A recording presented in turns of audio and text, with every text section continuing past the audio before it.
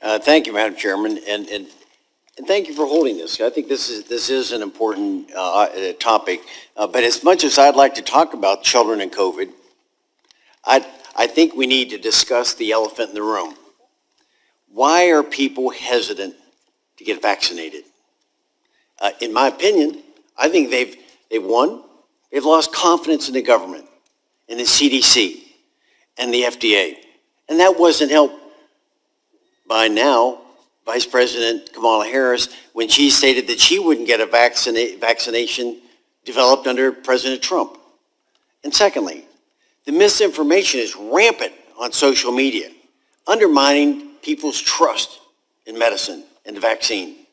So instead of rebuilding confidence and dispelling misinformation, the administration is taking a policy. They're acting like bullies by requiring all federal employees and contractors with over 100 employees to have all their workers vaccinated by November 22nd.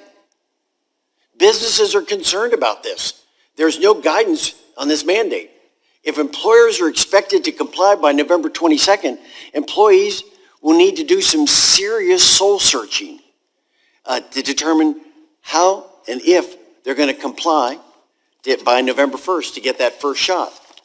So businesses in my district this past week or so, we've been overwhelmed with questions. One, and so I could direct it maybe to you, Madam Chairman, if we can get some answers. Will there be religious and medical exemptions?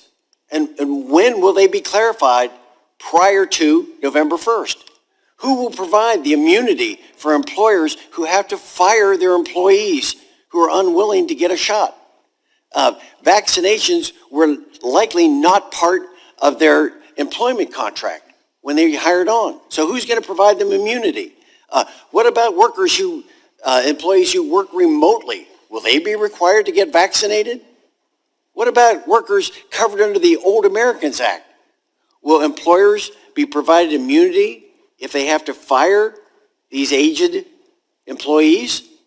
Now, again, currently, there's only one. Pfizer is the only one that's been fully approved for use by the FDA. So are we going to rely on a single source across America for this vaccination? And if an employer is required to take the vaccine, and then if the employee becomes sick from a side effect, will the employer be held legally responsible, or will there be immunity for him for having been forced to do this? How long will these mandates last? What's the goal? What are the metrics? Are we trying to get to 100% vaccination rate? Because we all know that's not going to happen. So what about the impact on our nursing and staffing levels in our healthcare facilities? They're already at a stretching point when we have this requirement. What about the impact on national security when our key scientists with top secret clearance leave the workforce? And with them is that knowledge, the impact they have because they don't want to comply with that. And what about the impact on our children when their parents, either mental health, stress, or otherwise, when their parents lose their job as a result of this? So I return to the fundamentals. So instead of another big government mandate, why shouldn't this administration be addressing the core problem, reinstilling trust in the government, and countering this misinformation that's out there about the vaccine? Do any of you have comments about any of those questions? Seeing none, Madam Chairman, I yield back the balance of my time. I thank the gentleman.